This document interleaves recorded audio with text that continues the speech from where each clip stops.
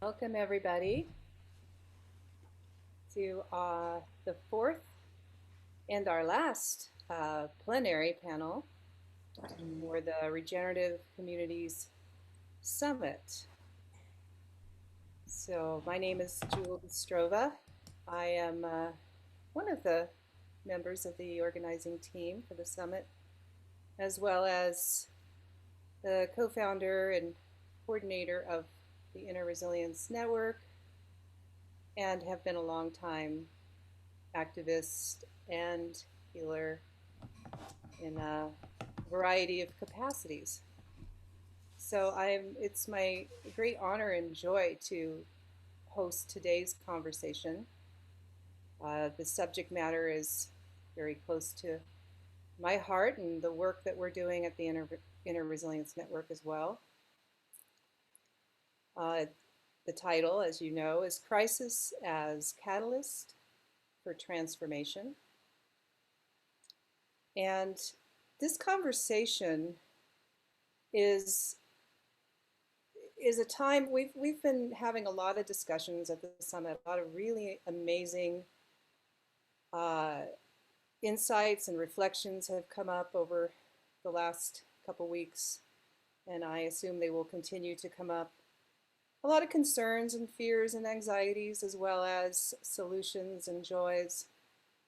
And this conversation is the framing of this is really like, how do we take some of these things that we've been really struggling with, that we know are broken, that we know are scary or overwhelming, both in ourselves and in our communities and in the world? How do we take some of the aspects of these things and use them or navigate through them in a way that opens us up to new opportunities? And so that will be our conversation today. We want to lean into the hard questions, um, really, really challenge ourselves, but also celebrate the ways and solutions that these leaders that will be speaking are showing us. And then how can we gather the combined wisdom here and as part of one of many conversations and raising ourselves up to what's next. So we have this title of what is to what if to what's next. This is kind of going from what is to what's next in this discussion. So very importantly too, I want to just presence that this is a we've had a lot of information, and I just really want to presence that this is not just a head conversation, but a heart conversation. Let us engage our hearts in this conversation, because my understanding is that we can't have transformation unless our hearts are engaged. So as we share and as we listen deeply to each other, I want to invite all of us to just take some breaths into the heart and just to feel your heart.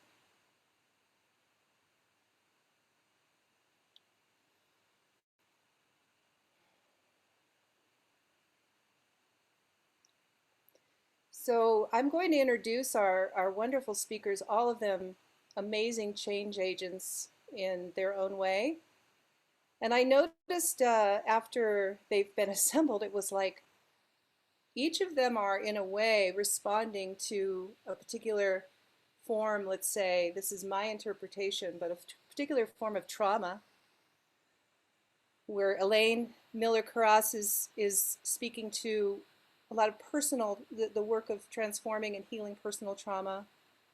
Tom Llewellyn is working with communities and systems, transforming things that are broken and don't work into something that does.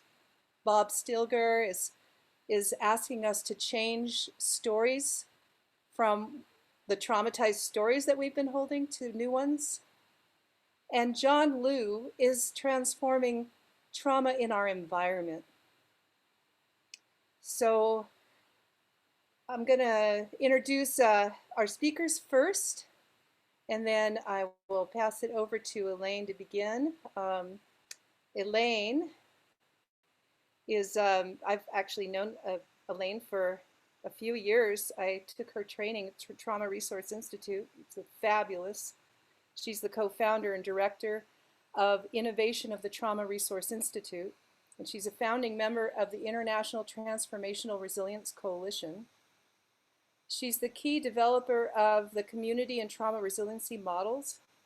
She's presented at the Skoll World Forum, Resiliency 2020 and 2021 in the United Nations. Elaine's book, Building Resiliency to Trauma, was selected by the United Nations curated online library as one of the innovations helping meet the United Nations Sustainable Development Goals.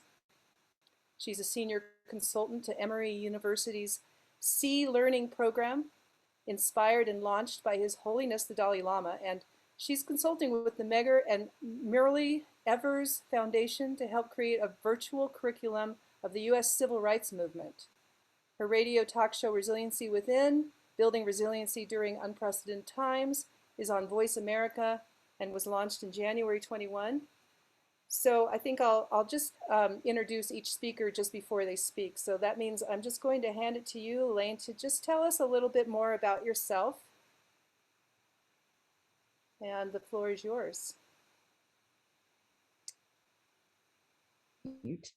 Well, first of all, thank you so much for inviting me to be here and to be amongst all of you. And I want to start out by saying a little bit about who I am in a different way, because this also is very much in relationship to why I've been a key developer of the community resiliency model, which basically is a set of wellness skills. They're very simple. They're based on the organicity of the human body and how the mind and body work together to create balance within our body that leads to clear thinking, that also can lead to sacred thinking, and how that also then influences how we show up in the world, in our own families and in our communities. And I also want to do a call out to Jewel, because she and I have something in common, is that her grandmother was from El Salvador, as so was mine.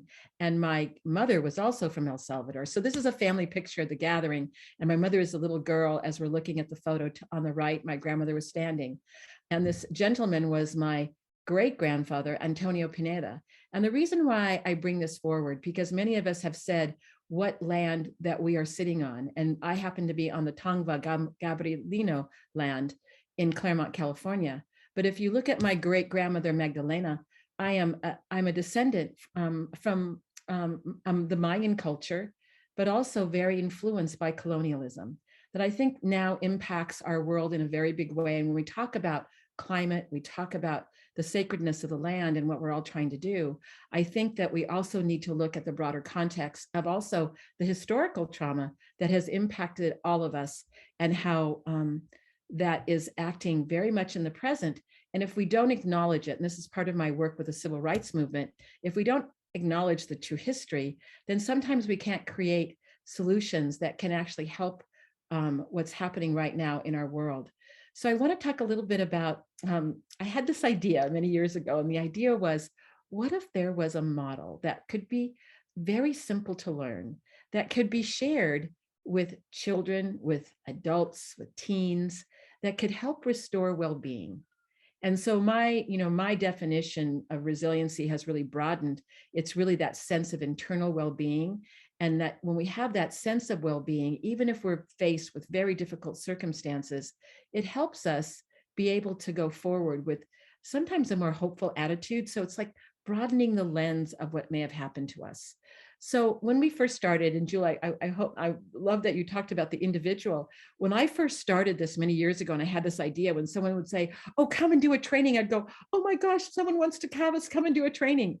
And then as we started to do this, I realized that we had to create systems. So I want to tell you about what is being called now, and we're just launching this, the Disaster Relief Mobilization Community Resiliency Model, and what that means, the preparation program.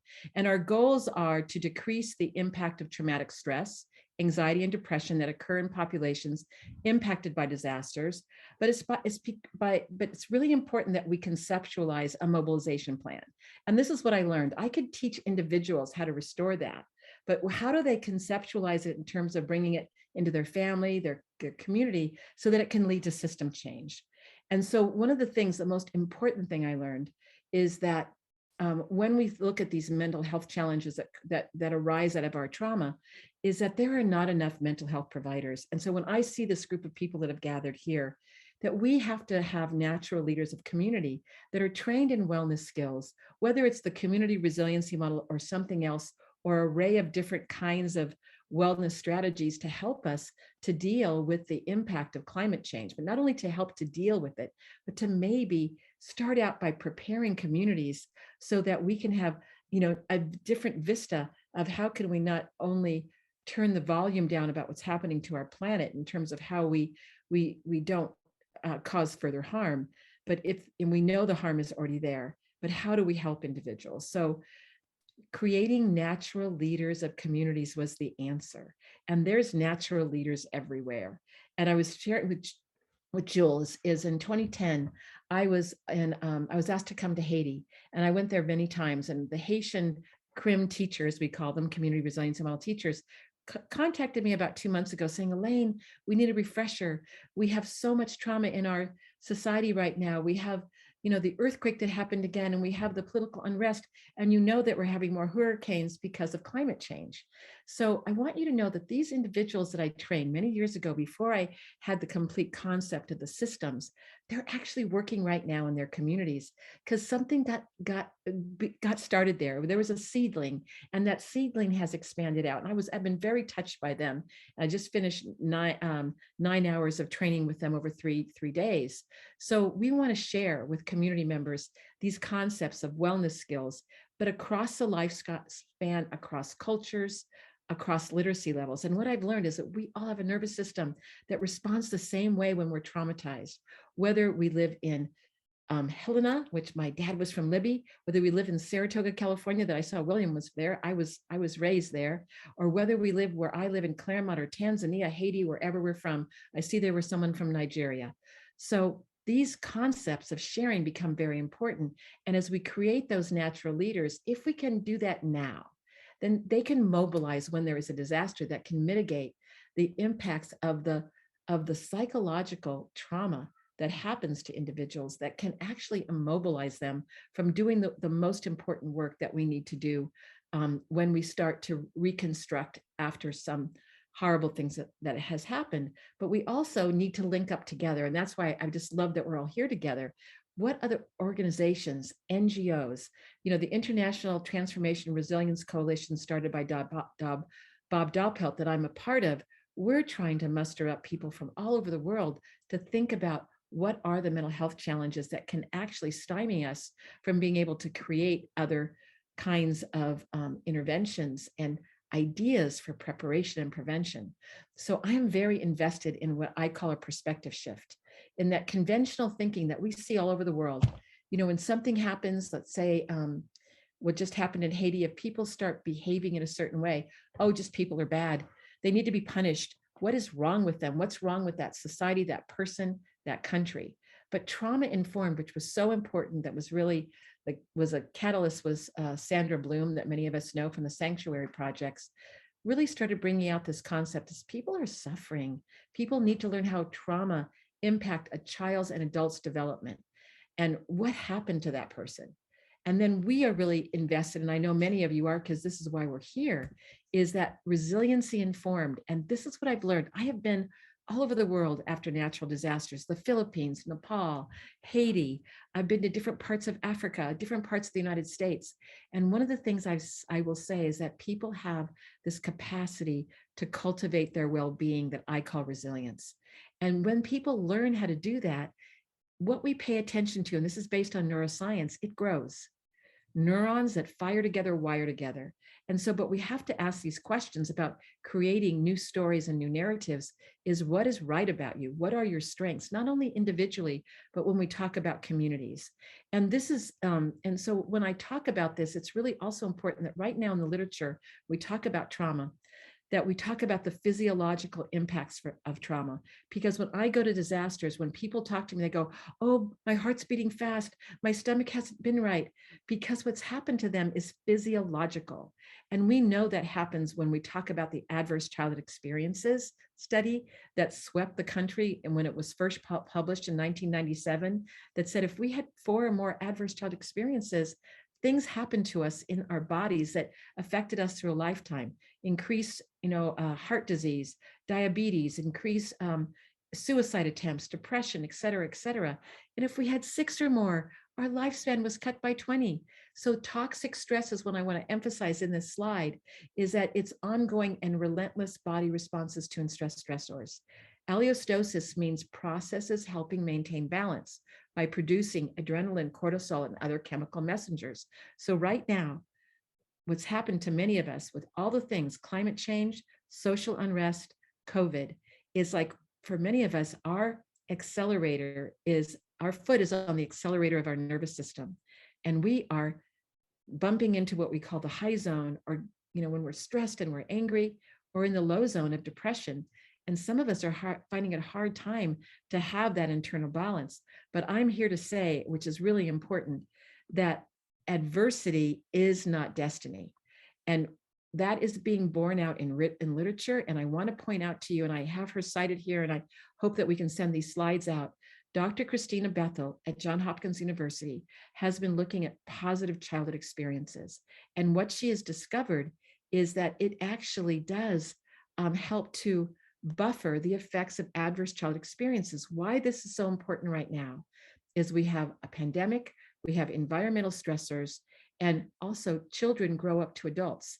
So how do we as a society think about interventions that help to engage individuals to address their well-being across the lifespan? And that is what we've done with the trauma resiliency model. And that's what the community resiliency model is all about. And that brings us to, I think, this most important element. As I look across the room, we have to engage more people of color. And I started out talking about my mother and my grandmother. The reason why I call the community resiliency model community is because my mom would not have gone to see a therapist if she was suffering after a natural disaster, because she didn't believe in that. She believed in her church. She believed in different things. So if the priest would have said, Elsie, there's a class about well-being to prepare our community for the crises that are happening in our world right now, she would have been the first one to sign up. So as we are, as a community, thinking about how can we deal with the inequity that happens in the world. And if you look at this slide, I love this rendering that comes from the Giving Tree, that inequality means not treating people equally as in status, rights, and opportunities, and it leads to social disparities. And when there is a climate emergency, who suffers the most in the research? Children and women, people who are the most marginalized. And so inequality does not consider the individual needs of people. Now, equality, which I always thought, oh, we need to have equal rights. Well, you can have equal rights, but as you look at this tree, the tree is still leaning to one side, because if it means treating people in the same manner, irrespective of their differences, it does not consider the individual needs of people. And here we're talking, we have to think of the individual and the community, because equity means treating people with fairness and impartiality. It considers the individual needs of people, but justice is what I'm really focusing a lot of my energy towards right now. It means treating people in a manner that make things right. Acknowledging the land, to me, is one of the ways that we can, in our small ways, make things right. Right now, our organization, I'm so excited to say, we have done trainings for the Pasquayaki tribe, and we're just about to start one for the Navajos that are interested in our model, because it's about organicity. It's not fancy, it's simple. It's Jewel will probably attest to, since she has learned our model. But when we treat people justly, it considers altering systems to meet the needs of people. And right now, we need multi-level responses, because the systems that have been created that are oppressing our earth, many of them were created long before any of us were born. And we look at the systems of law enforcement, we look at the systems of prison, we look at I am so honored to work with Rena Evers, Medgar Evers' daughter, because that also is showing a system of oppression in terms of how history has been retold and not really been whitewashed. And so, but that has also happened about climate.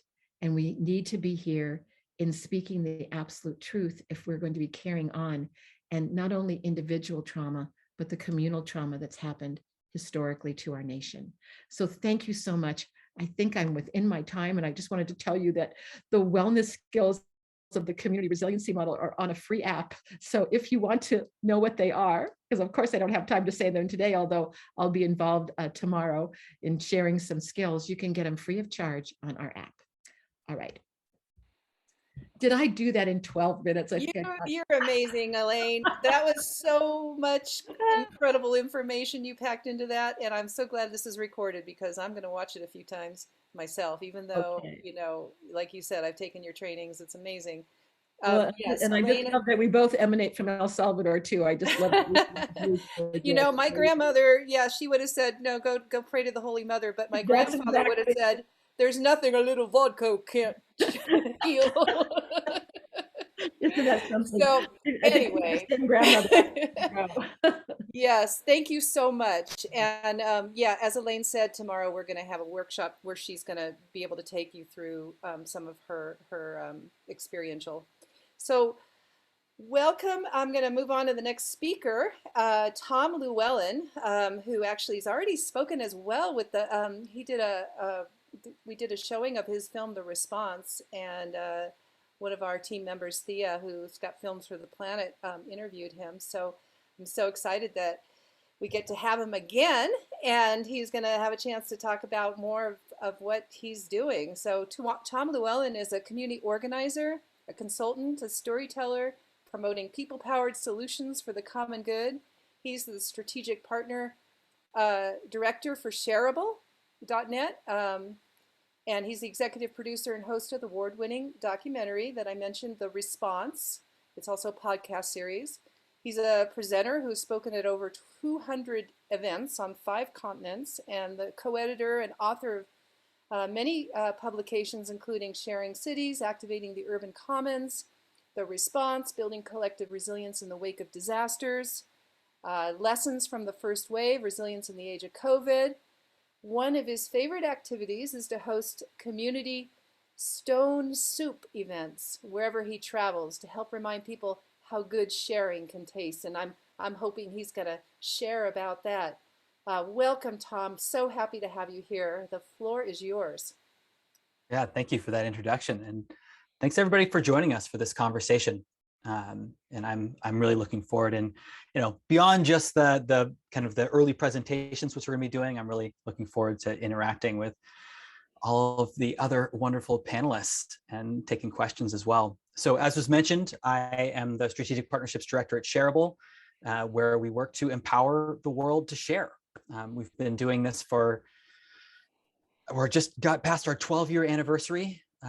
Most people know us for our publishing work, and we've published over 4,500 stories about the ways that people are sharing around the world.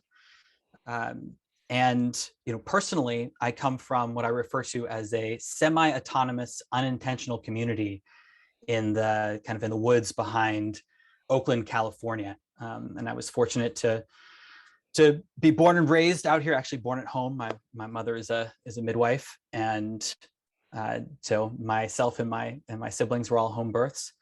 And one of the kind of catalysts for my work was really twofold, where this place that I'm in was once an old growth forest. And in the late 1800s, in about 25-year period, every single tree was cut down.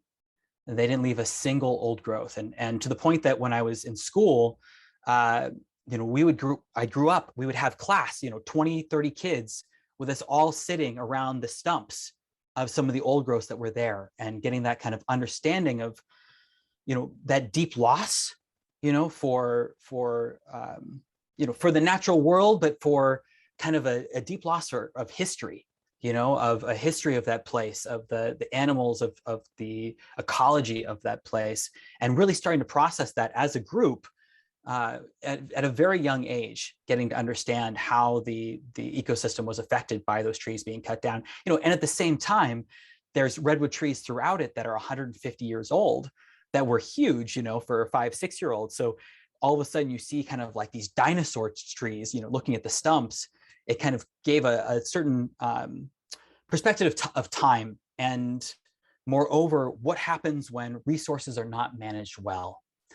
At the same time, in this community, which is just an unincorporated part of Contra Costa County, I grew up, within a community land trust, and so there was 13 other families that co-owned 26 acres together. Everybody out in the community, there's about 225 people out here. Everyone is a member of a different water co-op. We pave all of our roads collectively. And so I got to understand what happens when people are very intentionally managing resources, when people are intentionally conserving water and following those natural systems.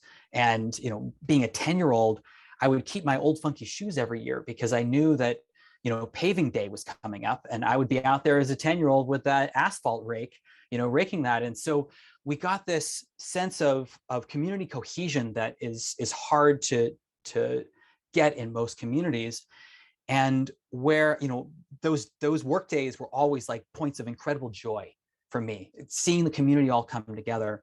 And that same joy came out when we faced disastrous events, when things went wrong, that I got to experience when the road washed out and was flooded, and all of a sudden everybody had to work together to be able to unplug some sort of a culvert which had created some big pond in the middle of the road. Or even more extreme situations where a neighbor of mine, somebody I grew up, her house burned to the ground, and the community all showed up to put that house fire out before the fire department got there. And myself included, we were running through the hills putting out spot fires that would have otherwise potentially engulfed our entire community.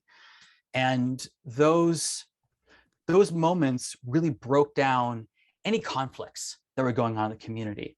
People just showed up and were their best selves together. And I've always been really intrigued by that, by those moments, by how people kind of show up in the best way when things get the most difficult oftentimes. And I've been really interested in kind of how we take some of those lessons from those moments and integrate them into the rest of our lives. And so a few years ago, as part of a kind of nonprofit new initiative accelerator called the Thriving Resilient Communities Collaboratory, I got to be in a working group with Bob, who you're going to hear from next at New Stories, and Carolyn at Transition US, and Asher at Post Carbon Institute. And we started thinking about, okay, now what is this kind of opportunity for growing community resilience and starting projects, but also where's the storytelling needs to come in on that. And Bob might talk about some of his work there later, but Post Carbon Institute and Shareable, we decided, okay, well, we're going to create kind of this this documentary podcast series, and we started to document disasters, to look at how communities were really coming together in those moments. And after the first year, Post Carbon Institute decided they wanted to kind of work on another kind of storytelling version, so they stopped, and Shareable has continued that work forward. And now, to date, we have produced 9 audio documentaries and 1 film, which we got to show earlier in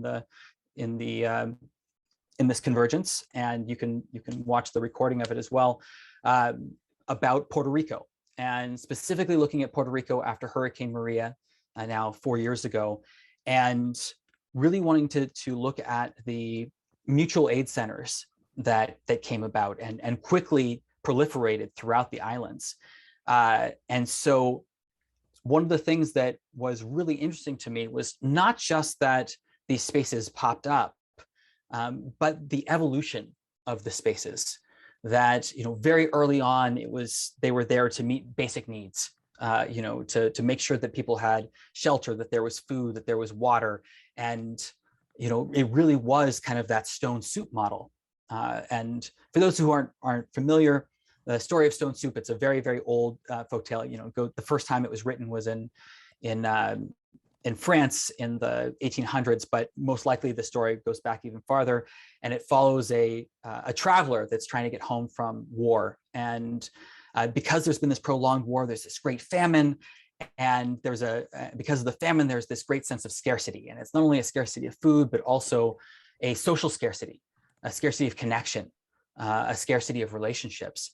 And so this traveler, as they're trying to get home, everywhere that they go, they're turned away. There's no food for you, there's no place for you to stay, and so this goes on and on and on and on until finally the traveler is like, I'm never going to be able to make it home, if I go about this. And so they came up with a clever plan. It's very similar to kind of a coyote story as well. And the traveler, they go to the next town, and again they knock on the door. They ask, is there any food here? And they're told no. And they say, you know what, don't worry about me. I'm going to go in the town square and I'm going to make some stone soup. And so they go in and they have their pot and they start boiling the water, and sure enough, one by one, everybody in the town shows up because this rumor has gone around that there's a stranger in town that's making stone soup. And so once everybody is gathered, the traveler reaches into their little bag and they pull out their stone and they make sure that everybody can see the stone. Mine says non-GMO soup stone. And as soon as everyone's seen their magic soup stone, they put it in the pot and let it boil for a little while. And after a few moments, they take their spoon, they dip in, they take a little bit of smell of that stone soup broth, they take a taste, they say, this is some good stone soup. But this one time I had some stone soup with carrots. Well, sure, someone's like, oh yeah, I got some carrots back home, that sounds pretty good. And sure enough, they get their carrots and chop, chop, chop into the pot. Again, let it kind of simmer for a moment and take another smell of that now stone soup with carrots, take a little taste and say, this is some good stone soup. But this one time I had some stone soup with carrots and a little bit of spiced beef. Stone soup that was fit for a queen.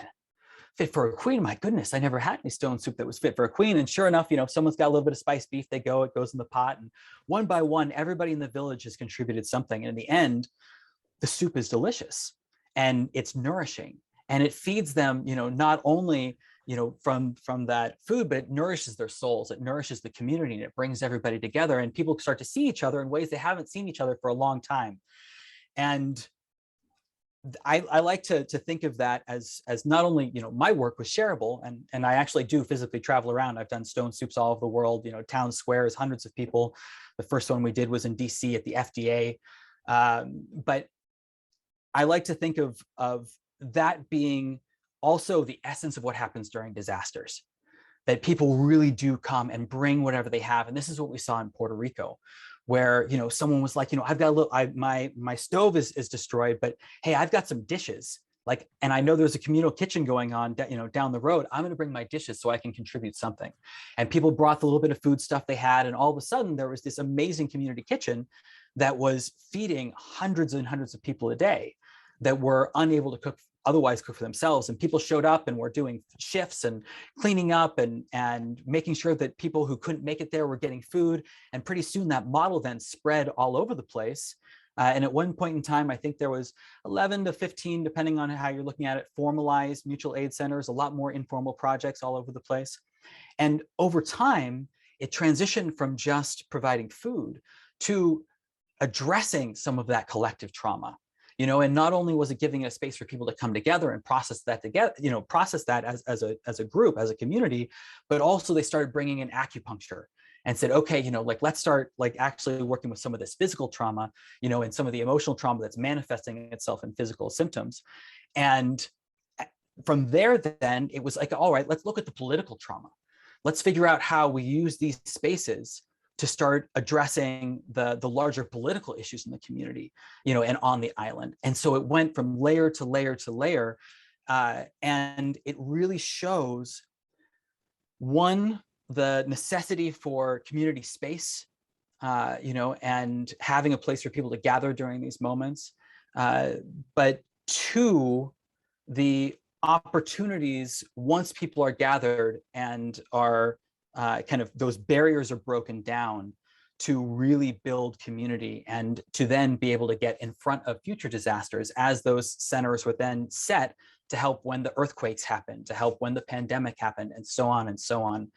So that's a story that we documented in our film, but there's also a lot of other similar stories from all over the world that we've documented on the podcast as well, called The Response. And I really look forward to kind of diving into some of these stories, as they're relevant in our conversation moving forward. And so I think I'm sure I'm over time now that I jumped into stone soup, but I will maybe leave it at that and pass it back to you, Jewel. Oh boy, thank you for that, Tom. I see these discussions as stone soup too. So thank you for sharing that wonderful, heartwarming story. So yeah, looking forward to how we throw all our vegetables into this. Um, I'm a vegetarian, so I'm not gonna throw any meat in there. Sorry. Put some spice beets. Spice beets. That's the vegetarian version of the spice beets. Okay. All right. Well, we are going to move on to our next speaker, who is Bob Stilger. Bob is he's an activist and a scholar, and he's engaged with transformative change, leadership, and community building. After spending 25 years building a multi-purpose community development nonprofit in Spokane, Washington, he was called into 10 years of work with people and communities in the global south who were building healthy and resilient communities.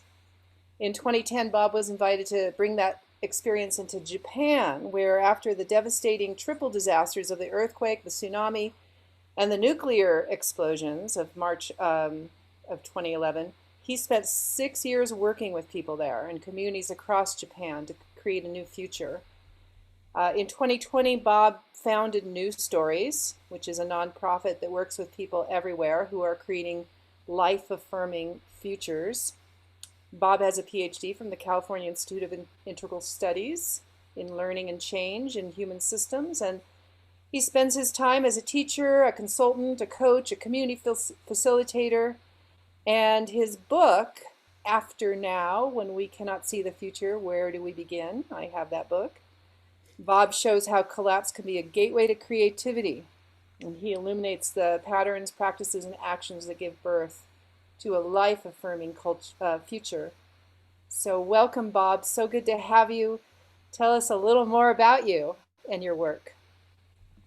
Well, it's delightful to be here with all of you.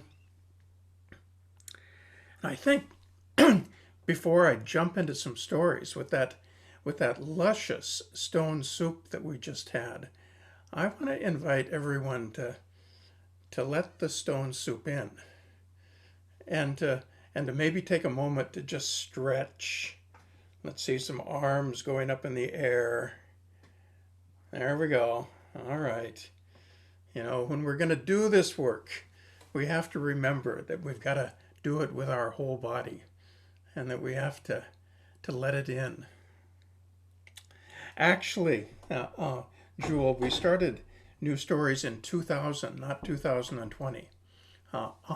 Started it right after all of the work around Y2K, when it was clear to some of us that what was really going on was we needed a new story, that the old story was broken. We needed some new ways of making sense and finding meaning in our lives. And New Stories was created to work with people and communities that wanted to discover those new stories.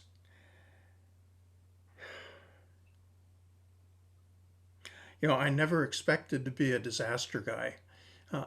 Furthest thing from my mind.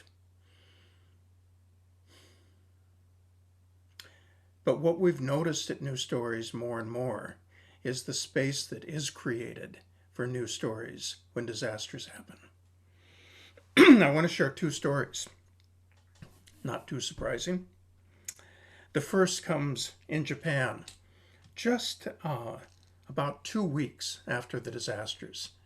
I wasn't there at the time, but I was there very shortly after. And we'd been planning a meeting of people from businesses in Tokyo who knew that they needed innovation. And we were introducing a model around future centers. We almost canceled it. The air in Japan was so heavy. But then we said, actually, it's probably more important now than it ever was to have this gathering. And because it's Japan, people arrived because they said they'd be there. They came in like they were walking through molasses. No one wanted to be there. No one had talked with anyone about what had happened, with themselves, with their family, anyone else. But they were there. And so we started with this just really tight atmosphere. 3 hours later, the room was waku waku, which in Japanese means just filled with excitement. And I'm going, what the hell? This is so different than 3 hours ago. What's happened here? And that sensation was so strong that I actually had to step out to the edge of the room and quiet myself to try and sense in to what's going on.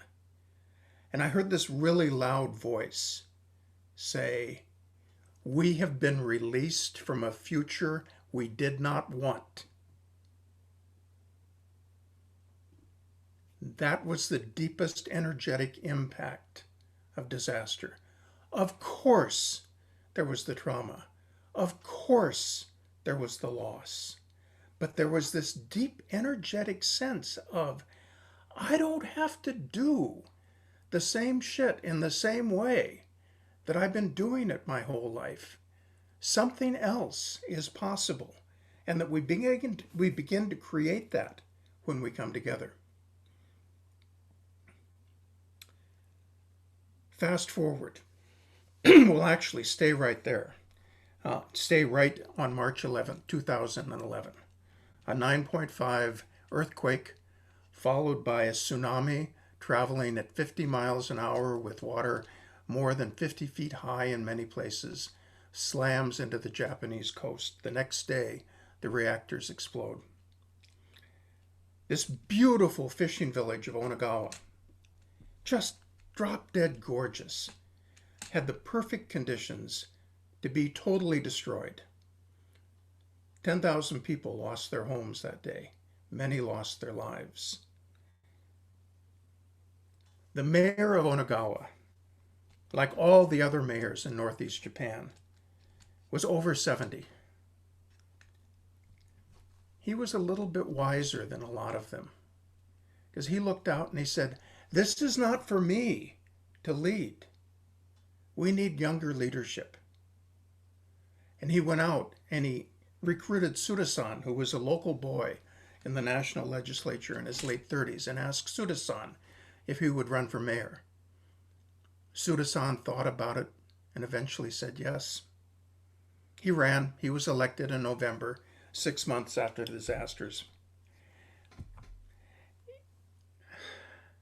He came in and he looked at all of the plans that the outside professional planners had come in immediately to create, because this was like one of the biggest points of devastation, visible devastation in Japan. And he looked at him and something didn't seem quite right to him. So he thought about it for a while and he went back to the old mayor and said, "Mayor, tell me frankly, what do you think of these plans?" And the mayor was very quiet. And then eventually he said, "Frankly, I have some misgivings." So he goes out and he talks to other people and says, "Tell me frankly, what do you think of these plans?" Same response. "I have some misgivings." The plans were basically an adaptation for what Onagawa had been before.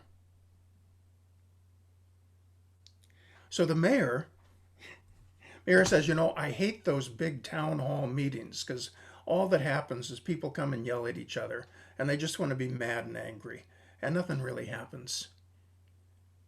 So he said, "I'm going to just start talking to people." And so he goes around to all of the different emergency housing settlements. Japan within 4 months had created housing for 300,000 people. And he listens to people. He asks them, what's important to you? What do you really cherish as we create the city? He gets them talking with each other, and he listens. Beauty and safety are the two key values that come out of those conversations. So they start talking about what would we do if we let go of all the constraints to build a community that had beauty and safety as its key organizing principles. I won't go into the whole story, but they did some radical things. They said, okay, we want to have the safest residential housing in coastal Japan. And the only way to do that is if we go in and remove the tops of these lovely mountains that surround our harbor. Because that's where we're going to build our housing. The tsunami is never going to go there. And we're going to take that dirt and we're going to bring that down to the coastal level, and we're going to build a second zone that's higher than tsunamis almost ever go. And that's where we're going to have the hospitals. That's where we're going to have the schools. That's where we're going to have the shopping street. And then we'll have the coastal area for industrial. And we'll interconnect all three of those areas with beautiful roadways and beautiful bikeways. The community created that plan. I haven't been to Onagawa for 2 years. I mean, hell, I haven't been anywhere for 2 years. But 2 years ago, the last time I was there, those mountaintops were removed and the foundations were being laid for the residential housing. That second area had been created, and one of the most beautiful shopping streets in Japan was already working in Onagawa. That community had started to come together again. But 2 years ago was 8 years after the disaster. The miracle of that temporary housing was indeed a miracle, but temporary housing is not, it's kind of like trailers that weren't designed to last for 8 years. But the people in Onagawa have lived in those trailers for 8 years without complaint because they knew the vision that they and their other members of the community were creating together.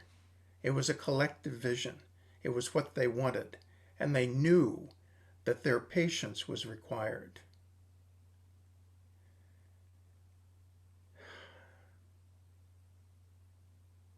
And that's one of the questions. I work really closely these days with people in Paradise, California, where it's 3 years out from the campfire of November 8th, 2018. It's going to take a long time to create whatever is created there. The same is true in every disaster. They call on our patience. They call on our perseverance. They call on our connection with each other to build the communities that we want now. And so it's delightful to be here with you this afternoon. Thank you. Oh, thank you, Bob. Wow, what an inspiring story. Thank you so much for sharing that. All right. Wow. I'm looking forward to the conversation we're all going to have after the next speaker introduces himself. And I'm really honored to be able to introduce John Liu, who is a Chinese American filmmaker, ecologist. He's worked as a cameraman and producer for CBS News during the 1980s, covering stories including the rise of China from poverty and isolation, international terrorism, and the collapse of the Soviet Union. In the 1990s, John worked with Italian television and produced, wrote, directed, and presented many films for the BBC and other networks. In 1994, he was asked by the World Bank to film a baseline study for a vast project to restore the cradle of Chinese civilization in the Loess Plateau. This led to John undertaking a continuing inquiry into whether it is possible to restore ecological function on a planetary scale, and the creation of several films on the subject that have been on BBC and Netflix and PBS and many networks around the world. In 2016, John catalyzed the creation of the Ecosystem Restoration Camps movement, which has grown to nearly 50 camps in 6 continents within the past 5 years, supported by 2 foundations. John is also an ecosystem ambassador for the Common Land Foundation, which has over 2 million hectares in restoration around the world, and is advising many organizations worldwide on ecosystem restoration. I'm so happy you're here with us, John. The floor is yours. Well, thank you so much. I'm very grateful to have been invited and grateful to everyone who's come to listen to this. I hope I won't disappoint you. That was a lovely introduction, and I'm going to share my screen, and I'm going to go into this place, and I think you can see that now. Can you see that? Everybody? Anybody give me a thumb up? Okay. And so this is a short video, which I made for the FAO very recently. So it's kind of concise. I just wanted to say too that Elaine spoke about systems and justice and social psychology, and Tom talked about community and joy and disaster response, and Bob talked about collective intelligence or collective consciousness and community. All of those things I think are super important, and I'm so grateful that you've all been doing that work, and I hope to learn much more about what you've been doing. But here is what I've been working on and thinking about. Hello, I'm John Liu, and I'm really happy to have this opportunity to speak with you today remotely. I'm also very grateful to the Common Land Foundation and the Mustard Seed Trust that make it possible for me to do this work. I have been a professional witness and a student of transformational change in politics, economics, culture, and ecology over my entire adult life.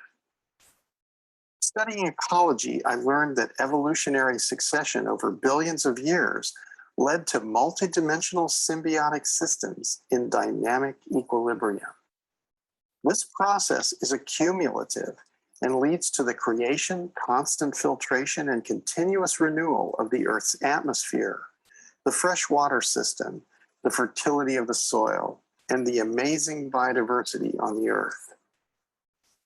Observing and analyzing how human beings over historical time have degraded natural Earth systems is of critical importance. Most emphasis has been placed on the egregious emission of CO2 and other greenhouse gases. This is both an inconvenient truth and a partial one.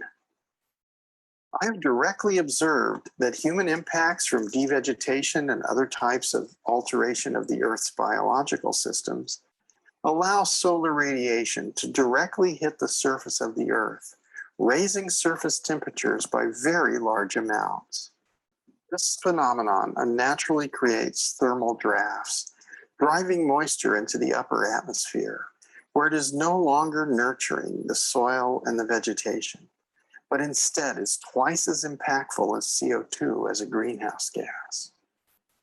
We do not only have to restore carbon equilibrium, we also must restore the hydrological cycle, the pedosphere, and specifically the habitat for microbial and fungal communities that form the basis of the web of life by making minerals and nutrients from geologic materials bioavailable to plant and animal life forms.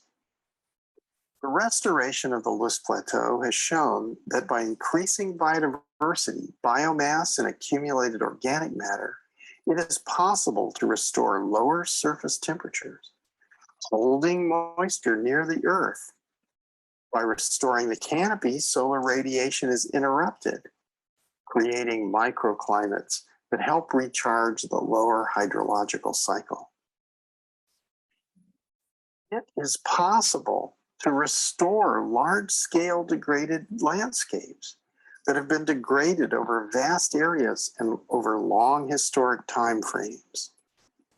Ecological restoration is not theoretical. It is physical, and the actions of millions and billions of people are needed to reverse human impact on the climate, making ecological restoration also the way to ensure full employment, food security, physical and psychological health. When ecological restoration is properly valued, logically it must become the central intention of human civilization and the basis of human economy, thus removing the perverse incentive to degrade the Earth's life support systems and instead incentivizing actions that are in the interests of all people and all life on Earth. People all over the world are already choosing to work on ecosystem restoration. The need is urgent, and those in positions of power need to humbly serve everyone who puts their hands in the soil to consciously revegetate and restore.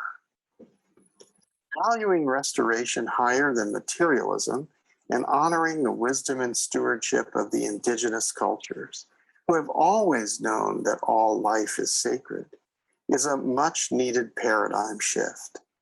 This is the answer to both restoring the Earth's ecological function and also to bringing justice to those who have been and continue to be so badly abused by the spread of false beliefs based on selfishness and ignorance. In restoring the Earth's natural ecological function, we all have a role to play. If we all play together, it's going to be both effective and a whole lot more fun. Thank you for listening.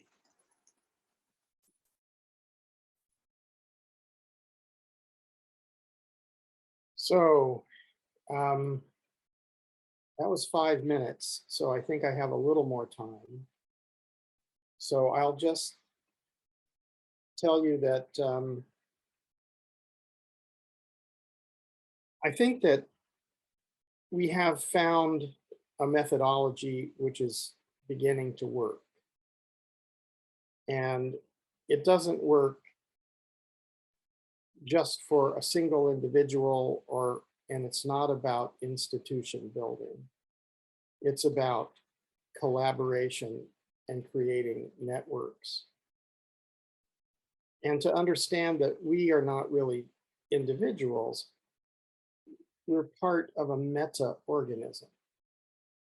And as a species, we have become the top of the food chain. And when you study ecology and you realize that we're in an extinction period, then you realize that the top of the food chain is the most at risk. So in my observation, I don't think there's anything wrong with the Earth. The problem is that human civilization is not aligning itself with the natural ecological principles which govern evolutionary succession. So evolutionary succession has led to a fully vegetated Earth. It's transformed a barren rock, a molten rock, surrounded by gases that we couldn't breathe, to have an oxygenated atmosphere and a freshwater system and fertile soils and amazing biodiversity. But human beings have focused and considered what we made to be more valuable and more useful than the natural systems that created and continuously renew and constantly filter the Earth's atmosphere, freshwater system, and soil fertility. Well, this is just fundamentally wrong. So we need to understand that deeply, and we need to align our behavior with evolutionary systems. We also need to understand that death is part of life, and that we're just one generation in many generations of human beings. And human beings have come late to the system. And during our time, where we have become the top of the food chain, we have become so destructive that they're calling this the Anthropocene era, where human impacts on the Earth are equal to cosmic or geologic forces. So our destructiveness is equal to asteroid strikes or plate tectonics or volcanic activity. This should give us some pause. But what we've found now, we've created the ecosystem restoration camps movement. And in the first year, 5 years ago, there was one camp. And in the second year, there were 2 camps. And in the third year, there were 21 camps. And in the fourth year, there were 37 camps. And by the end of this year, there will be over 50 camps. And these camps are all over the world in 6 continents. So they're in Guatemala, they're in Mexico, they're in India, they're in Egypt and in Somalia. And I really hope that you'll all understand that these do not belong to anyone. It's not about institution building. These are living laboratories where autonomous communities are choosing to focus on ecological restoration. And they're starting to understand that healing the earth is healing the human spirit. And that we are all one.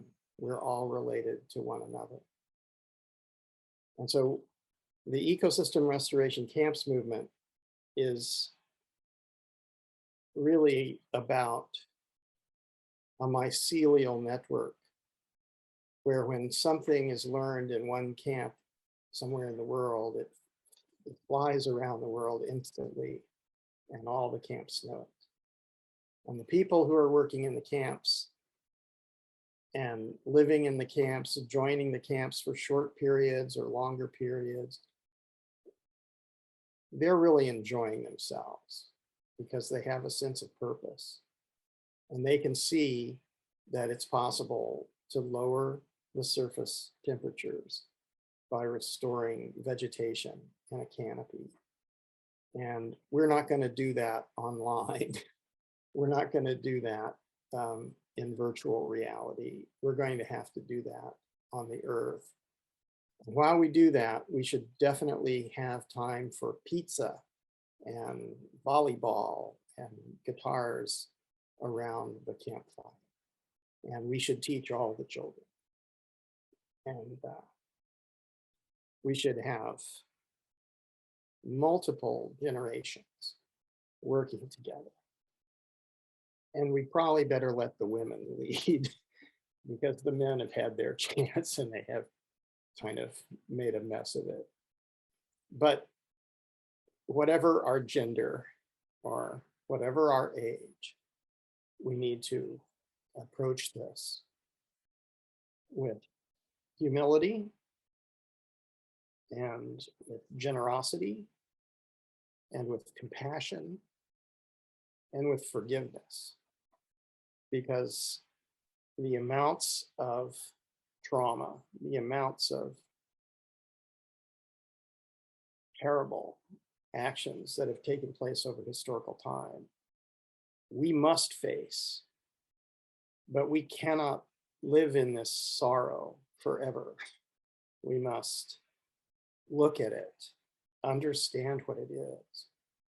And then we have to say how sad, how terrible, and how wonderful it is that we can compost this and change the outcome, ensuring that future generations can enjoy fully functional ecosystems. We know now that it's possible to restore coral reefs. It's possible to understand how human activity decides wind speed, wind direction, and vortex activities. We have to work together in collaborative inquiry for collective intelligence. And we have to use our world, our time, our life, and give our lives, because we're giving our lives. And the next generation will either be very mad at us because we don't do the right thing, or they'll thank us tremendously. So thank you very much. I look forward to having this conversation for the rest of our lives, by the way. It will not be over today. I have put my contact information into the Yes. chat. And Thanks. we'll also put links at the end. And thank you, John. That was very, very inspiring. I also wanted to make sure everybody knew that we do have a Wednesday. I put it in the chat on Wednesday at 2 p.m. Pacific time. John was helpful in getting this together. Eco Restoration Camp panel, where you'll get to learn the ins and outs and the deep details of it, including centering Indigenous practices and more. So please come to that for more information.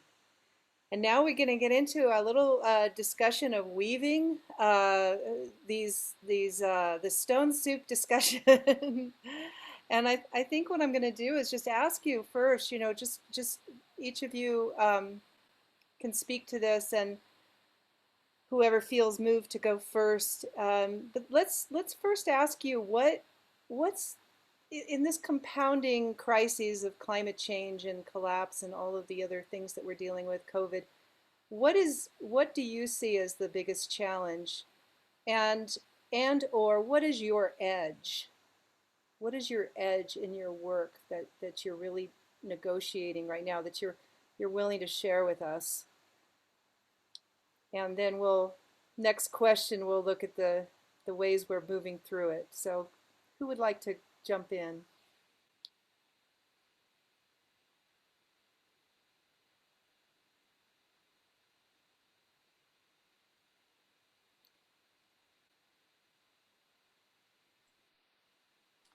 Yeah, I can start. So one of the things that I have been noticing in myself, but also in many others, is we're facing kind of this fight, flight, or freeze moment around the climate, and there's not really anywhere to run to. Despite what some of our billionaires might be presenting as options of running off to Mars. And so really it's either we're fighting or we're freezing, or we are sticking our head in the sand. And I've been massaging kind of this idea a little bit, of kind of 5 kind of actions for relieving climate anxiety and finding purpose through building collective resilience. And the first one, as was mentioned, that having that true acknowledgement or understanding of the challenge of climate change that we're facing, like really embodying, that understanding of what is not only going to be happening in the future, but kind of what's happening right now. We're already feeling this great change, and I feel a lot of that. Make America great again. And we're seeing, and this isn't just the United States. We're seeing this kind of regressive politics all over the world. Is that sense of loss, of wanting to get back what we had, what we experienced in our childhoods, that stability, and so I have a lot of empathy for people that are just like, I want to have what we had before. This is chaos. Like I don't know what to do anymore. And so that getting that acknowledgement of where we are, and what the real consequences are, I think is one step. The next one is taking action to stop the climate catastrophe that we're facing, and that can be, as was mentioned, the eco restoration camps and really touching in with the land. That can be the amazing child, like student strikes that we saw a week ago, and there was 1,400 different student groups around the world that came and left class and came out. That's the stopping line 3, and other pipelines. That's the part of kind of what Bob was mentioning, the rethinking our communities and saying, okay, like we're gonna step back. We're gonna not just go the status quo. We're not just gonna keep doing the same thing over again and trying to relive some past, which is impossible to experience again moving forward. The third thing that I'm looking at is around the preparation for natural hazards and disasters and other disruptions, and learning from others' experiences, and then organizing in our own communities. And that's why I love that story from Bob, and how that is now influencing other places like Paradise, California, where we can think about reimagining what our communities look like moving forward. But that's also the, gonna get go bag, gonna make sure my neighbors are good, gonna set up phone trees. So if something goes down, that's the, making sure that we've got water stored, not only individually, but as a community. That's, really saying, okay, these disasters are happening. Like there's already, I guess in the past 20 years, there were over 7,000 major disaster events around the world, impacting 4 billion people. It's twice as many as the previous 20-year period from 1980 to 2000. So we know that these disasters are happening. Half the world's population has already been impacted by a major disaster, and the other half of the population around the world will be impacted by a disaster before too long. So it's getting prepared for those moments. And then when they do happen, the kind of the fourth step is then participating in that mutual aid and other forms of response and relief and recovery work, and finding that sense of purpose in that moment, being in that disaster with all the other people that are experiencing that at the same time, and that healing process of having a sense of agency in that moment, bringing the dishes, checking on neighbors, making sure that people are okay. I find it in my own life, dealing with all the forest fires we have around California right now, and the smoke. How did I process that last year? Well, I made, when we couldn't go outside for almost 2 months because the smoke was so bad in Northern California, I made DIY air filters and distributed them to around all my neighbors. I made sure that the elders were taken care of. I helped distribute thousands of N95 masks to people that were being directly affected, and was able to find a sense of purpose and relieve my own anxiety through taking action in those moments with other people. And then the fifth part is really taking time to pause and rest and reflect. As Elaine was talking about earlier, there's these incredible stressors that we're facing, and this, there's the anxiety around what is happening and what could happen, but then there's actually the physical stressors of experiencing those disasters in that moment, and being able to step back and breathe and really reflect on what's happened to oneself, what's happened to one's community, and these changes as a whole, I think, are really, really important as well. So that's kind of the, that climate anxiety and that freeze moment, I think, is one of the greatest barriers to taking the action we need to take. And those are 5 ways that I'm thinking about moving through that as well. Thank you, Tom. Yeah, wow. That was great. I'm hoping you can lay that out for us somewhere written. And I'm kind of curious, Elaine, if you have any response to that particular. You're muted. Well, yeah, I was thinking as you were talking and listening to all the speakers that went after me, and I think the reflection is first of all, when John was talking about, and that was beautiful, by the way that you talked, the sacredness that you talked about our planet and the earth, but also this idea of restoration. I think what was running through my mind was, and I want to share something with you that I actually first heard about in India in 2019. And I'm going to just bring up a slide because it's connected to what you said as well, Tom. And that is, hold on for just a second as I do it. But I want to just say that I think that part of what I think we have to work on as a world community is having that collaboration that you talk about. And how do we bring people together? And Tom, I love that you talked about the survival responses of fight, flight, and freeze. But I also talk about tending and befriending. That Shelley Taylor from UCLA talks about how that has been primarily, that's more indicative of women, but it could be any gender. But tending and befriending is primal. It's how we take care of the social group, how we take care of our children, and how we nurture them. And tending and befriending is as real for all of us throughout the millenniums as fight, flight, and freeze. But somehow we haven't been talking about that. And when John said, maybe the women need to be involved, well, tending and befriending in her research has been something that women do, because most of perpetrators can be men and bigger than women. I'm not saying that, I'm not at all saying that all the men here are perpetrators, but I'm just talking about her research. But I think I think there's some things that are bothering me in society. As I think the last year and a half in our world, I feel like I always felt I was pretty engaged and attentive, but I feel like there's been some window shades that were open for me. And those window shades for me is diversity.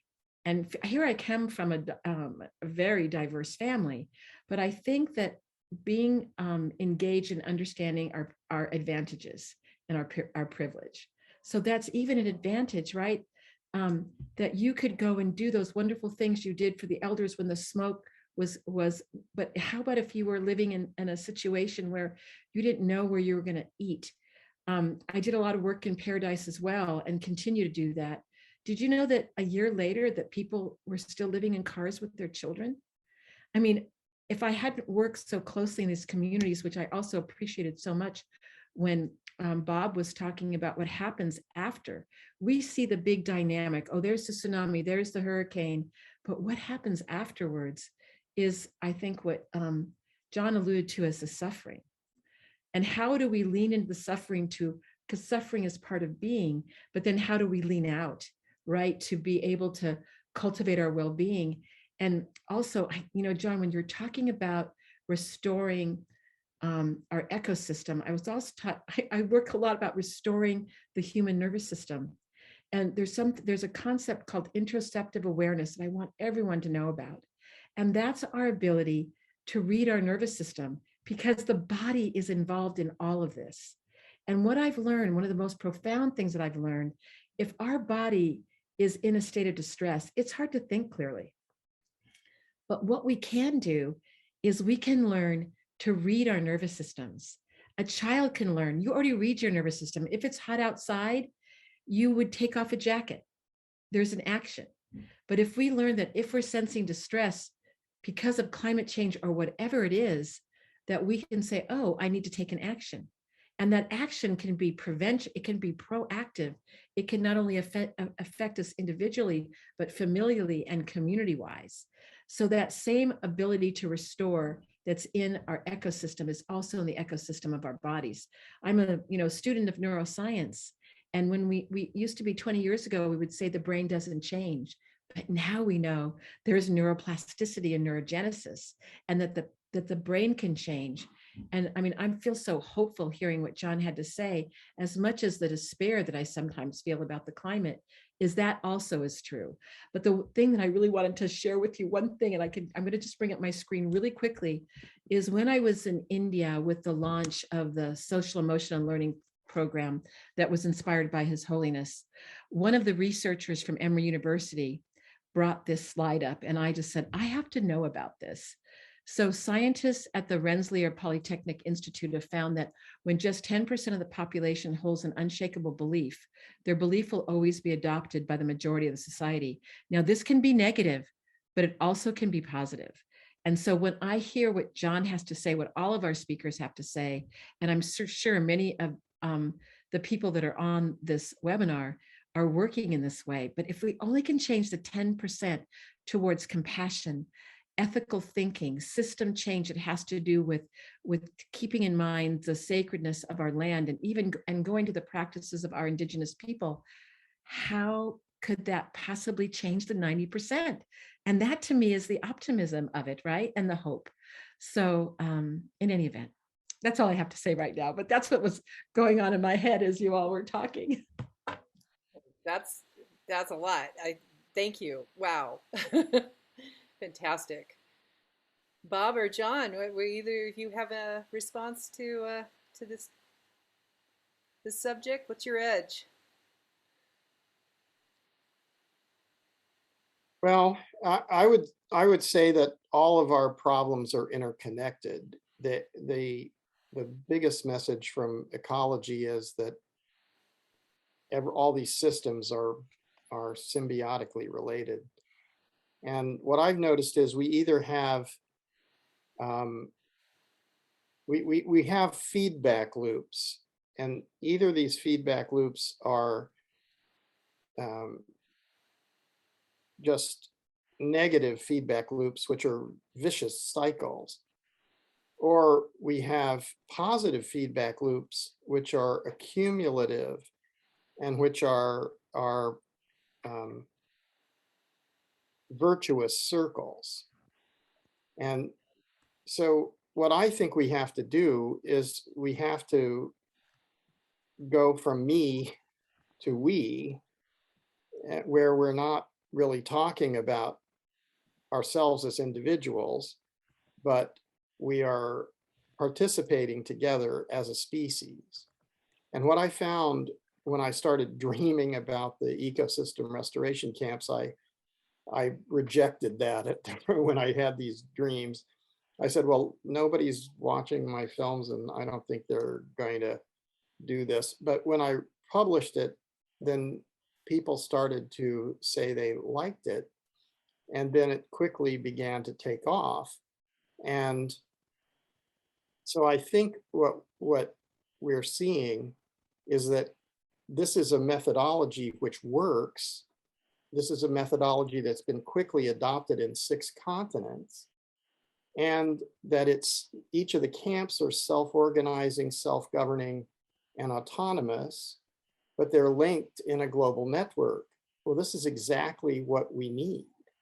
So the faster this grows and the more people who take it on, and what we started with, we also noticed that this is the lowest cost and the highest impact. So we don't need to build more universities and research institutes or have international meetings in Bali or Paris or something for this. This happens when 25 people in Kenya or Somalia or someplace decide that they want to do this. And probably there's going to be an ideal size of camps. I'm think they might be 150 people or something, because other than beyond that, it's a little bit hard to deal with. But as soon as you get to 150, you just make two, and then then if you get to 300, you make 3 or 4, and you just keep going, because what we're seeing with restoring ecosystems is that they're small oases, and when you lower the surface temperatures in any place, you're holding the moisture in the lower hydrological cycle. And when you do that in one point, and then you do it in another point, and when you get to a certain scale, it changes the regional climate. So you're going to actually alter and be able to bring back springs and streams and rainfall and all these things. And this is what we're seeing. So we need to understand that. We need to stop talking about it and just go out and have pizza night and volleyball and tell stories around the fire. But as long as we're doing that at the same time that we're creating large scale revegetation with mainly indigenous and endemic plants, but we're not going to also vilify non-native plants, because some of the native plants have been lost, and it's necessary to fulfill the ecological niche. So we need to be able to talk about these kind of nuances and profound implications of different things without having prejudice, but in this collaborative inquiry for collective intelligence way. So what I noticed was, when we said, how should we start this movement? We talked about, like, well, should we just go and beg from the big capital, concentrations, and please give us money? We said, well, why don't we just share? And we said, well, what if we all gave 10 euros per month? That's how it started. And when 1,000 people pledged to give 10 euros per month, then we started the first foundation. And I think that this is really interesting, because if we get 1 million members just sharing $10 or 10 euros per month, we now have 2 foundations, one in the US and one in Europe. So you can, dollars is okay.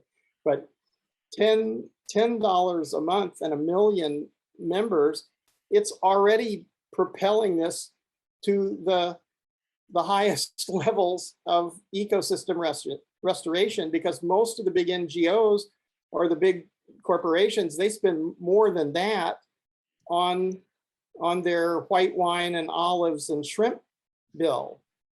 So without creating a huge hierarchy, but sending all this money directly to the camps, we can restore the earth very quickly this way. And we can transform the social hierarchies away from giving the power away to corporations and governments, to having the power go to the indigenous people on the land, which I think is probably the best thing that we can do right now. Fantastic. I was actually going to ask you, or ask the panel here, what would be the analogy between ecosystem restoration and human system restoration? And I'm curious what Bob might have to say about this so far. Well, Bob is really enjoying this. This is just a great time. Couple things. I get inspiration from some things that are a little bit odd. And this book, After Collapse, The Regeneration of Complex Societies, is really, it's been really helpful to me, because it looks back at societies that collapsed 4,500 and 2,500 years ago, and looks at the 600 to 800 year arc of regeneration.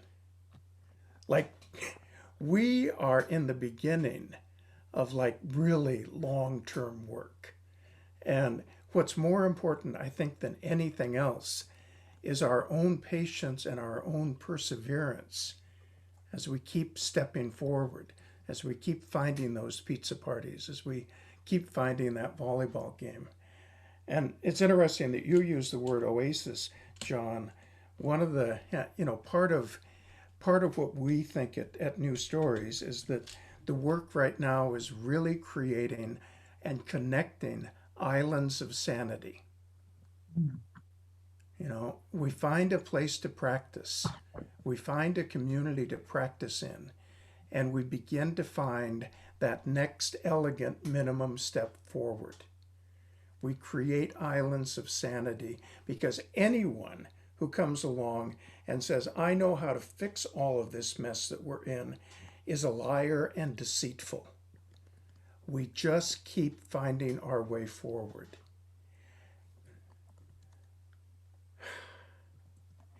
For us at New Stories, what's becoming clear is that part of the challenge right now is it's like we've got to be working on 3 different levels simultaneously. The first level is that level of shifting worldview. We need to see our world and ourselves differently than we've been trained to think of ourselves. And the way we think about that is we think of the shift that we're in right now as a shift from extractive culture to regenerative culture. And like all of you, I've been through all the words, thriving and resilient and sustainable and blah, blah, blah, blah, blah. And I really resisted when I started hearing the term regenerative a few years ago. But it's like it has more meaning. It has a sense. It has the sense of how do we live with life? What's life affirming? How do we nurture life? How do we allow life to nurture us? And so thinking of the worldview shift that we need right now as a shift towards a regenerative worldview, I find really helpful, and it gives me a way of talking with people. People can get it. What does it mean to live in a way that's regenerative rather than living in a way that's extractive? So that's one that we got to be paying attention to. Second is that if we're going to do that, it actually requires a whole different skill set than the skills that we've had. We have to learn how to listen to our bodies. We have to learn how to center our own trauma. We have to learn how to listen to each other. We have to learn how to take those immediate next steps that tell us the direction that we're going in. We need different skills to live in a regenerative culture than the skills that we develop to live in an extractive one. And we need them across the board. The third is that we need a different culture. We need to shift mindset, we need to shift skill set, and we have to shift culture. One of our colleagues at New Stories, Annette Johnson, talks about how what's required are the rituals and routines, the practices and the protocols that help us sustain that different worldview and those different skills that we're practicing. We need to be paying attention to all 3 of those at the same time. And we need to know that it's the work for the rest of our lives and our children's lives and our great-grandchildren's lives. This is the work of building a new culture. And there's mystery and marvel along the way. I've got John, I have to talk with you later about one of my friends, Sugeno-san, in Fukushima, who over the last 10 years has proven that if you grow rice in radiated soil that's organic, the radiation stays in the soil rather than going into the rice. But if you grow rice on radiated soil that's been torn apart, the radiation escapes as quickly as it can into the rice. There's more stuff about this earth and about ourselves that we've forgotten and that we're ready to recover now. So, islands of sanity, let's create them, let's connect them, let's connect each other, and let's keep finding that next step. Wow, thank you. You're making me wonder, like what would a community, you have all spoken to this in different ways about a regenerative community, which is what our summit is all about. And I'm imagining that whatever a regenerative community is, obviously it's going to be different with each local environment and community that's there, but it has an element of what every one of you have been speaking about. You've got the environment, you've got the stories, the culture, you've got the community, the social systems, and you've got the healing. And so how do we integrate these together? Is there anyone doing this right now that has all these elements? How do we imagine this forward? So I'm going to throw it out to back to you, and this will be our kind of our closing round. We've got 20 minutes left of our 2 hours. So No, let's Can I imagine go together. ahead? Can I go ahead and say Yeah. something?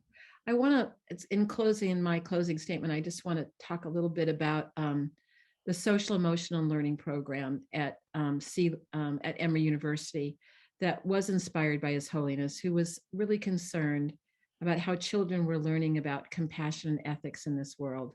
So he had an idea to make a secular program. He charged his colleagues at Emory. Some really amazing people were involved in putting this together, including Daniel Goleman, who wrote Emotional Intelligence, and others who were experts in sea learning from around the country, the world actually. But so now this curriculum that's available for children K through 12, I put it into the chat that you can go to, any of us can go to it, and it's completely free. It's in multiple languages. And so, first of all, it's helping children learn how to cultivate their well-being, how to read their nervous system. I was also a consultant, so the community resiliency model is chapter 2 of this program. But what I've seen when I've talked to children and to teachers and parents about this, it's a way that children are not only learning about compassion and ethics, but systems thinking. So I'm, looking at a lot of us look like we've had some good lived experience behind us. But I'm thinking about what do we do with our youngsters, with our young ones, to help them understand and to, I don't know if I totally believe about changing the culture, Bob, but I think we can expand the way that we're thinking and we can help children start to look at these components from, and I love the way you started us all with this, looking at our hearts and what's coming from our heart, but maybe also what's coming from our bodies. And to notice, I mean, the heart is part of the body, but I think that we are all interconnected. And I've certainly seen that. And I've also seen the power in when you have a thought that is a thought about compassion and well being, how that also can expand. And I couldn't agree more with John that I often say it is not us versus them, it's we. And we have to really be in that concept of we in collaboration. But take a look at sea learning, bring it to your grandchildren, bring it to school teachers that you may know. I think it's one mechanism, and His Holiness has a pretty broad reach. And I've been, and that's why my model has been brought to 145 countries. It's not been me, it's been my collaborations with people like His Holiness and like UNICEF that brings things forward in a broader way. So thank you very much for this invitation of being here with such wonderful, illustrious co-presenters. Thank you so much. Yeah. And I want to remind everybody that tomorrow we'll have more of Elaine at our climate change, disaster and mental health workshop. And I'm sure we'll hear more of these programs then as well. Thank you, Elaine. So yeah, thank you so much. And so let's open it up again and just ask this question of what does a community, I mean, John, I know you've already spoken a lot about, the ecosystem camps, and I'm just wondering out loud if we can imagine what these communities integrated with all these aspects and without bypassing the real needs that Elaine has just spoken to. How do we begin to integrate these aspects together, working together? Whoever wants to speak up, go for it. Oh, you're asking if we can hear from the audience. You know what? I think what I'll do is because we're short on time. If you want to put questions in the chat, I will speak those. But and we'll come back around to that.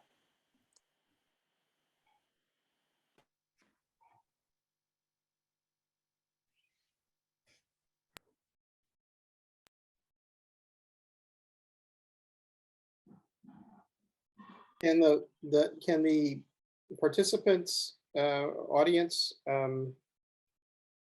unmute themselves, or are they unmutable? They are unmutable. We could do it that way if you There prefer. is We've been there doing is a it. question where Sarah is asking, ecosystemrestorationcamps.org is the is the is the is the website, and there are many ways to participate. You can be a supporting member, you can go to camp, you can create a camp. There are new camps being created all the time. There's a new one in the Appalachian Mountains with 7,000 acres that's going to work on rehabilitating land that's been damaged by mountaintop removal in the poorest parts of the country. There's several in California along the coast. There's one in Hollywood, which is the first urban camp in Hollywood. They're doing the Soil Sponge Initiative and the Hollywood Orchard, and they're diverting their gray water to restore hydrology. They're creating microclimates under the canopy. They're doing composting at scale. All of those things need to be done, and they can be done anywhere. Once you understand that you can create a microclimate right where you are, then you have to do it. But then when everybody does it, then that is the macro climate. So it starts at home, but it goes very big. And what we're seeing is in the developing world, it's exciting and interesting because they're completely ready to take this on, and they live close to this. They know exactly what this means.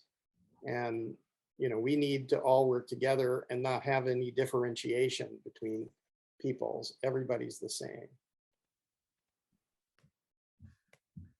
Here's Self-selected, Mary Jo. another question. You got that? I could read it out loud here. Unless you just answered it, John. I think so. They're self-selected. The camps are self-selecting. They organize. They should do activities first and become a community, so that, and they need to have some sort of legal entity. They can be an NGO or a cooperative, or they're whatever they want to be. They can be whatever they want to be, and then they just apply. And but the application is not going to. They can be an ecosystem restoration camp without anybody saying, you're blessed to be an ecosystem restoration camp. That's up to you. But you can easily join the network, and then you just write in and fill out a form, and you'll be admitted. I have reason to believe we will all be received in Graceland. Thank you, John. We in the interest of time, I want to kind of direct it back to some closing statements, and I'm so excited that so many people are interested in the eco restoration, and encourage you all to come on Wednesday, and you'll learn all kinds of ways in getting involved at that workshop. But coming back to the question I asked, which maybe it was too obtuse, but it's sort of like we are the stone soup Tom was talking about. I think maybe more specifically, I'm wanting to ask John and Bob and Tom, and Elaine has already spoken to this very well, like how do we integrate the healing into this restoration work that we're doing, the personal healing?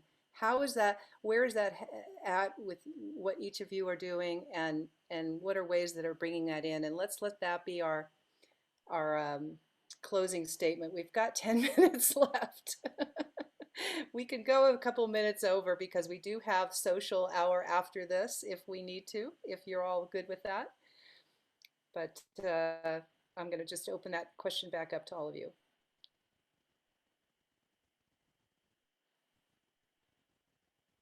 Well, I could kind of jump in real quick and just say, one of the things that really gives me hope is the power of the aggregate, the power of all of the small things and medium and large things that are happening right now that are oftentimes not seen, but are making an incredible difference in the communities where they're happening and for the people that they are working with, the spaces that they're opening up. When you think about all of the amazing things that are happening around the world, that gives me a lot of hope. And a lot of those things the things that were kind of under the surface started to be visible during this whole year and a half now of managing this global pandemic, where that concept around mutual aid, which oftentimes was so fringe, and was a radical concept, became mainstream. When you have CNN and Teen Vogue and all these other publications that are talking about it, because everybody, so many people are starting neighborhood mutual aid groups and are supporting each other during this peak global disaster, moment of disaster, when we're all kind of facing the same thing at the same time. It's so small compared to these larger issues we're facing around climate and the climate emergency, but it shows that the seed is there. The stone soup works, that people do want to bring their best selves to this moment, and that there will be more and more opportunities for people to bring their best selves out in these moments, and I think that they will. And so that's what gives me a lot of hope.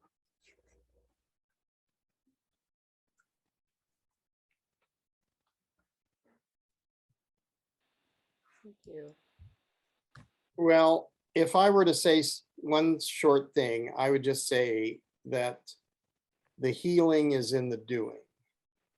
That if we just talk about it, then we're just it's kind of like a therapy session or something. But if we do the work, then we're going to see changes in the human body. We're going to see changes in the psychology and the social psychology, and we're going to see blessed changes in the ecological function on the earth.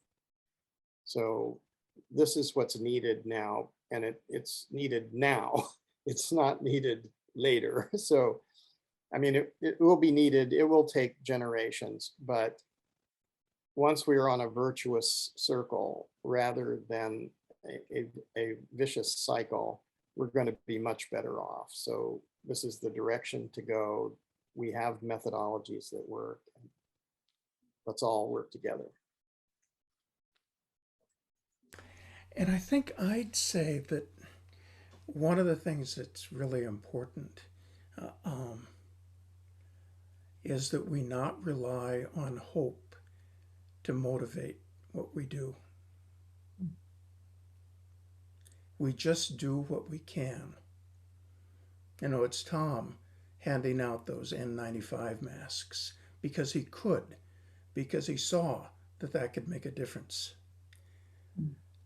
I think right now, that we're in a time where one of the most important things that we can do for each other is to help each other lower our anxiety. Because we really do stupid things when we're in an anxious state. So we need to bring the anxiety down. Then we need to look around and ask, what can I and what can we do? And to follow that calling, to not worry about the fact that it's not going to fix this overwhelming mess that we're in right now. You just go ahead and do what you can do.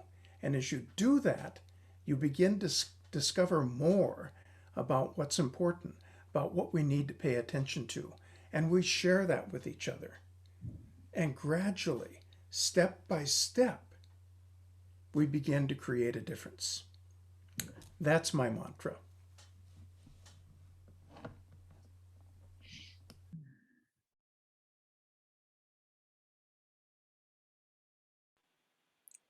Thank you. Elaine, do you? Yes, I guess, it's going to be a little bit divergent. I don't, but actually, I often think about Pandora's jar. It was a jar, And, you know, when her curiosity opened up the jar and all the ills of the world were sent into the hemisphere, we were talking about the ills of the world, but what was in the bottom of the jar was hope. And for me, what I have seen, even in the most dire of situations, in the most horrible circumstances, and my travels around the world, is that people have spoken to me about hope. And I remember a man in the Philippines who'd lost his entire family from Typhoon Hunan. And I was working in a camp, and I was sitting there talking to him, and he spoke English, and he said, "Oh, you see that man over there?" He said, "He lost his family too." He said, "But we're going to create a new family together." And I could never convey that, right? But that's what he said to me. And I have to tell you, that has not been an uncommon experience, is to see that kind of hope. And I think that is what isn't also inherent in us as human beings, is that capacity to sometimes find hope and even optimism when faced with the most dire of circumstances. So I'd just like to say that. Wow, thank you so much. Yeah, there's so many